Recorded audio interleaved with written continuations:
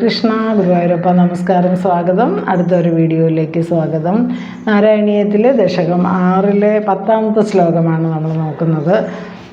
നാരായണ അഖില ഗുരു ഭഗവൻ നമസ്തേ. നാരായണ അഖില ഗുരു ഭഗവൻ നമസ്തേ. എല്ലാ ഗുരുക്കന്മാർക്കും നമസ്കാരം. വന്ദേ ഗുരു പരമ്പര. ഗണേശായ നമ, സരസ്വതി നമ.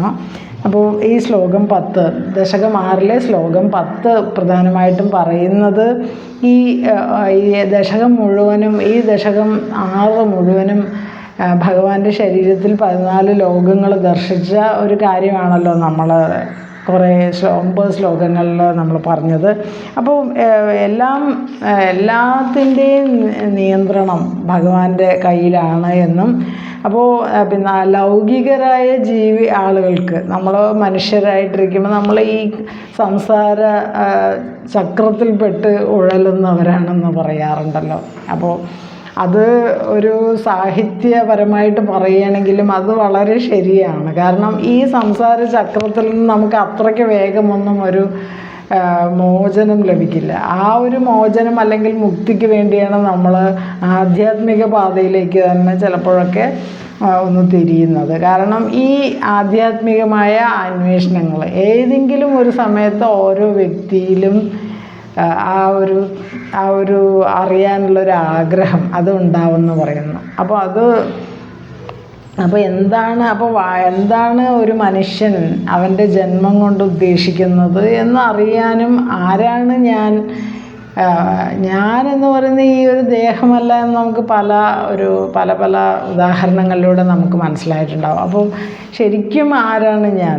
അപ്പോൾ നമ്മൾ വന്നത് ഭഗവാനിൽ നിന്നാണ്. ആ ബോധ മനസ്സ് തന്നെയാണ്, മനസ്സിൻ്റെ ഒരു ഭാഗം എന്നാണ് നമ്മളുടെ ബോധമനസ്സ്. നമ്മുടെ മനസ്സെന്ന് പറയുമ്പോൾ ആ പൂർണ്ണമായ ബോധത്തിൻ്റെ ഒരു ഭാഗമാണ്. അതായത് ജീവാത്മാക്കളായിട്ടുള്ള നമ്മൾ, ജീവാംശം എന്ന് പറയും. ആ പരമാത്മാവിൻ്റെ ഒരു ഭാഗമാണ് ജീവാംശം. മമൈവാംശോ ജീവലോകേ ജീവഭൂത സനാതന എന്നതുകൊണ്ടാണല്ലോ ഗീതയിൽ 7-ാമത്തെ ചാപ്റ്ററിൽ 15-ാമത്തെ ചാപ്റ്ററിൽ 7-ാമത്തെ ശ്ലോകം പറയുന്നുണ്ട്. അപ്പോൾ ഇവിടെ നമുക്ക് ഇതുപോലെ നമ്മുടെ ആ ഒരു ഉള്ളിലെ ആ ഒരു ദൈവിക ചൈതന്യമാണ് നമ്മുടെ ജീവനായിട്ട് ഇരിക്കുന്നത് എന്നുള്ള ഒരു അറിവിലേക്കാണ് മേൽപ്പത്തൂർ വീണ്ടും ഈ ഒരു ശ്ലോകത്തിലൂടെയും നമുക്ക് പറഞ്ഞു തരുന്നത്. അപ്പോൾ എന്താണ് ശ്ലോകം വായിക്കാം. എല്ലാ ഗുരുക്കന്മാർക്കും നമസ്കാരം. ഹരേ കൃഷ്ണ ഗുരുവായൂരപ്പ നമസ്കാരം, സ്വാഗതം. വന്ദേ ഗുരു പരമ്പര. നാരായണ അഖില ഗുരു ഭഗവൻ നമസ്തേ. ഗണേശായ നമ, സരസ്വതി നമ. ശ്ലോകം 10, 6-ാം ദശകത്തിലെ ശ്ലോകം 10 വായിക്കാം. നാരായണീയം. ഈദൃഗ്ജഗന്മയവ പുസ്തവ കർമ്മഭാജാം കർമാവസാന സമയേ സ്മരണീയമാഹുഃ തസ്യാന്തരാത്മവപുഷേ വിമലാത്മനേ തേ വാദാലയാധിപ നമോസ്തുരു നിരുദ്ധിരോഗാൻ. ഒരിക്കൽ കൂടെ വായിക്കാം. ശ്ലോകം 10.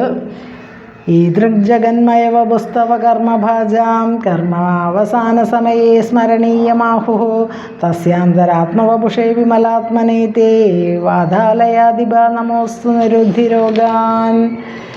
ഇവിടെ ഈ ഒരു ശ്ലോകത്തിൽ പറയുന്നത്, ശരീരമെടുത്ത നമ്മൾ ഓരോരുത്തരും എന്താണ് നമ്മുടെ ജീവിതത്തിൻ്റെ ലക്ഷ്യം എന്ന് അറിയാൻ ആഗ്രഹിക്കണം. അല്ലെങ്കിൽ ആധ്യാത്മികമായിട്ടുള്ള അന്വേഷണം എല്ലാവരിലും ഉണ്ടായാൽ നമ്മൾ പതുക്കെ കുറേ ജന്മങ്ങൾ കൊണ്ടെങ്കിലും ആ ഒരു പൂർണ്ണതയിലേക്ക് എത്താമെന്ന് പറയുന്നുണ്ട്. അങ്ങനെയാണെങ്കിൽ ഈ ശരീരം ഭഗവാന്റെ തന്നെ ശരീരമാണ് ഈ ജഗത്ത് എന്ന് നമ്മൾ നേരത്തെ പറഞ്ഞല്ലോ. ജഗത്ത് മുഴുവനും ഭഗവാന്റെ ശരീരമായിരിക്കെ ആ ശരീരം കർമ്മഭാക്കുക്കളായ ആളുകൾക്ക് എന്ന് പറയുമ്പോൾ ലൗകികരായ ആളുകളുടെ കർമാവസാനത്തിൽ, ഇപ്പോൾ നമ്മുടെ കർമ്മം അവസാനിക്കുന്ന എപ്പോഴാണ്? നമ്മൾ മരണസമയത്ത് തന്നെയാണ് നമ്മുടെ കർമ്മം അവസാനിക്കും. അപ്പോൾ നമ്മൾ ആ സമയത്ത് നമ്മൾ ഭഗവാനെ ഓർക്കുകയാണെങ്കിൽ ആണ് നമുക്ക് നല്ലത് എന്ന് പറയുന്നുണ്ട്. നമ്മുടെ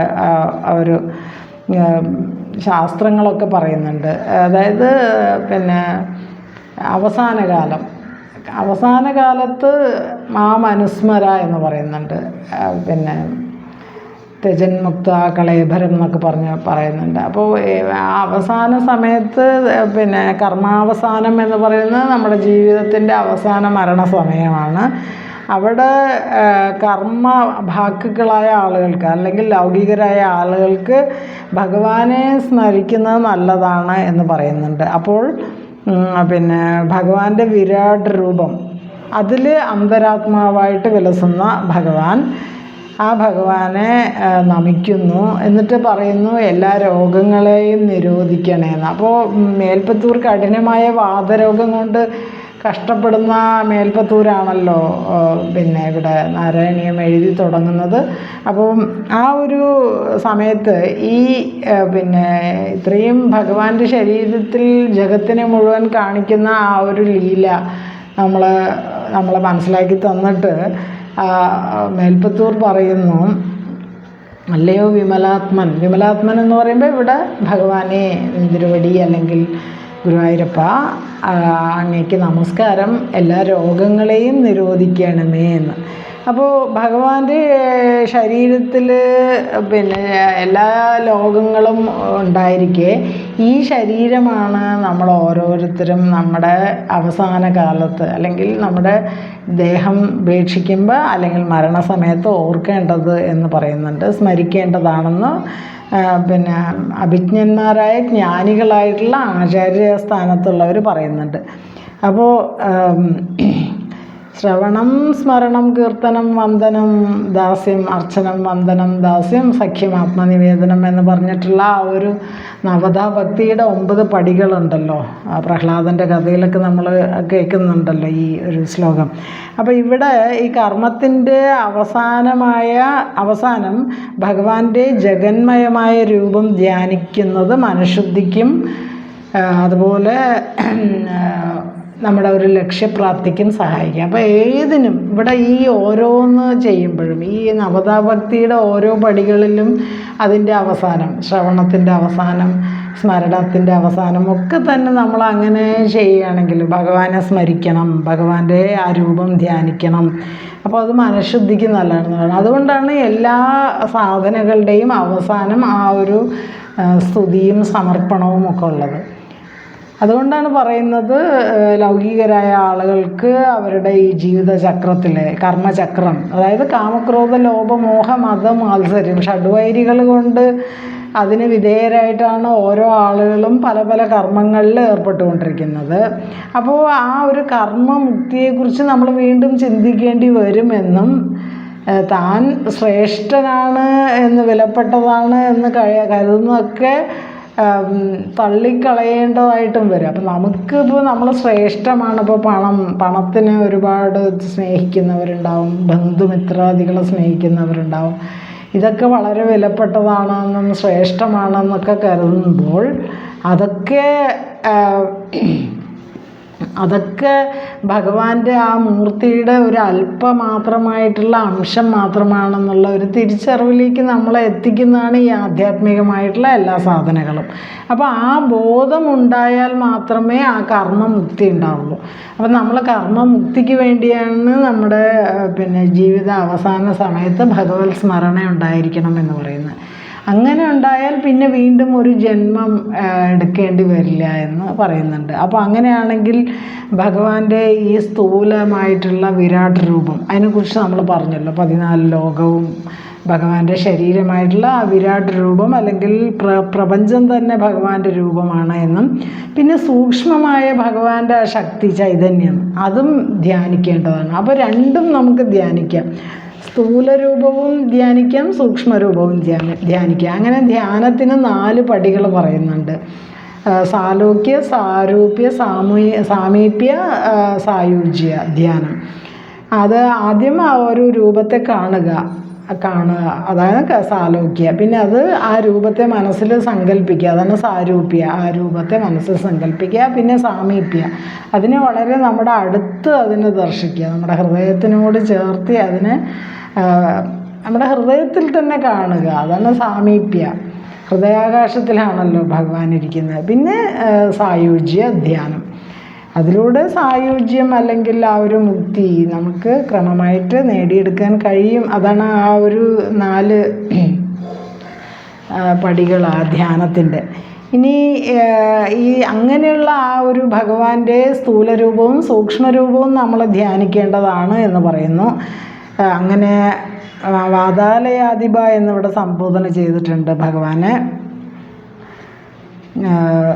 ഭഗവാന്റെ ശരീരം പഞ്ചപ്രാണങ്ങളുടെ ആലയമാണ് എന്നും പറയുന്നു. അതുകൊണ്ട് ആ പഞ്ചപ്രാണൻ നമ്മുടെ ശരീരമാണെങ്കിൽ നമ്മുടെ ശരീരം ഭഗവാന്റെ ആലയമാണ്. അതിൽ പഞ്ചപ്രാണൻ, ആ പ്രാണൻ ഭഗവാനാണ്. അതാണ് വാതാലയാധിപ ഗുരുഭവനപുരാധീശ എന്നൊക്കെ നമ്മൾ പറയാൻ കാരണം. അങ്ങനെ ഉള്ള ഭഗവാനെ എൻ്റെ രോഗങ്ങളിൽ നിന്നും മുക്തി നൽകണമേ എന്ന് പറയുന്നു മേൽപ്പത്തൂർ. അപ്പോൾ ഇതിലെ അർത്ഥം നോക്കാം. ഈ ദൃക്ക് എന്ന് പറയുന്നുണ്ട് ഇപ്രകാരമുള്ള തവ ഭഗവാന്റെ ജഗന്മയ വപു, ജഗന്മയമായ ശരീരം, കർമ്മഭാജാം കർമ്മത്തെ ആശ്രയിക്കുന്ന ആളുകൾക്ക് കർമാവസാന സമയെ, കർമ്മങ്ങളുടെ അവസാനമായിട്ടുള്ള ആ ഒരു നമ്മുടെ ജീവിതത്തിൻ്റെ മരണസമയം എന്നൊക്കെ പറയാം, ആ സമയത്ത് സ്മരണീയമാഹു സ്മരിക്കപ്പെടേണ്ടതാണെന്ന് പറയപ്പെടുന്നു. വാതാലയാധിപ ഗുരുവായൂരപ്പ തസ്യ അന്തരാത്മവപുഷേ, അങ്ങയുടെ വിരാട് ശരീരത്തിൻ്റെ അന്തരാത്മാവായ വപുസ്സായവനെ, വിശ്വമൂർത്തിയായ വിരാട് ശരീരത്തിൻ്റെ അന്തരാത്മാവായ വപുസ്സായവനെ എന്നാണ് അർത്ഥം. തേ അങ്ങയുടെ ഭഗവാന്റെ നമ അസ്തു, അങ്ങയ്ക്ക് നമസ്കാരം ഭവിക്കട്ടെ, നമസ്കാരം അങ്ങയ്ക്ക് നമസ്കാരം. തേ അങ്ങയ്ക്ക് നമസ്തു നമസ്കാരം. രോഗങ്ങളെ നിരുദ്ധി, രോഗങ്ങളെ നിരോധിക്കണമേ അല്ലെങ്കിൽ രോഗങ്ങളെ തടയണമേ എന്നും പറയുന്നു. അപ്പോൾ ഇവിടെ ഈ ശ്ലോകം അതാണ്. എന്താണ്? ഈ ദൃഗ്ജഗന്മയ വപുസ്തവ കർമ്മഭാജാം കർമാവസാന സമയേ സ്മരണീയമാഹുഹോ തസ്യാന്തരാത്മവപുഷേ വിമലാത്മനേ തേ വാതാലയാധിപ നമോസ്തു നിരുദ്ധി രോഗാൻ. എല്ലാ രോഗങ്ങളെയും തടയണേ എന്ന് പിന്നെ ഉള്ള ഒരു പ്രാർത്ഥന അതാണ് ഇതിൽ കാണുന്നത്. കാരണം മേൽപ്പത്തൂർ പല ഈ ഒരു വാതരോഗം കൊണ്ട് ഒരുപാട് ക്ലേശിക്കുന്ന സമയത്താണ് ഇത് എഴുതിയത്. അപ്പോൾ എല്ലാ ശ്ലോകങ്ങളുടെ അവസാനം ഈ ഒരു അഭ്യർത്ഥന ഭഗവാനോടുണ്ട്, എല്ലാ രോഗങ്ങളെയും നിരോധിക്കണേ എന്ന്.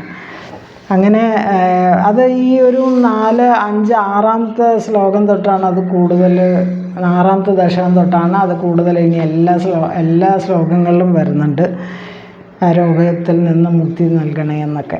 അപ്പോൾ എഴുത്തച്ഛൻ്റെ ഭാഗവതത്തിൻ്റെ ദ്വിതീയ സ്കന്ധത്തിൽ ഇത് വിരാട് രൂപ വർണ്ണനയുണ്ട്, അതും നമുക്ക് നോക്കാം. അതുപോലെ തന്നെ മൂലഭാഗവതത്തിലും 2-3 സ്കന്ധങ്ങളിലൊക്കെ വിരാട് രൂപ വർണ്ണനയുണ്ട്, അതും നമുക്ക് നോക്കാവുന്നതാണ്. അപ്പോൾ ഇത്രയും ഭാഗങ്ങൾ ഗുരുവായൂരപ്പൻ സമർപ്പിക്കുന്നു. കായേന വാചാ മനസേന്ദ്രിയർവ ബുദ്ധ്യാത്മനാവ പ്രകൃതിസ്വഭാവാത് കരോമി യദ്യത് സകലം പരസ്മൈ നാരായണായേതി സമർപ്പയാമി. സർവം ശ്രീകൃഷ്ണാർപ്പണമസ്തു. ഓം തത്സത്. ഹരേ കൃഷ്ണ.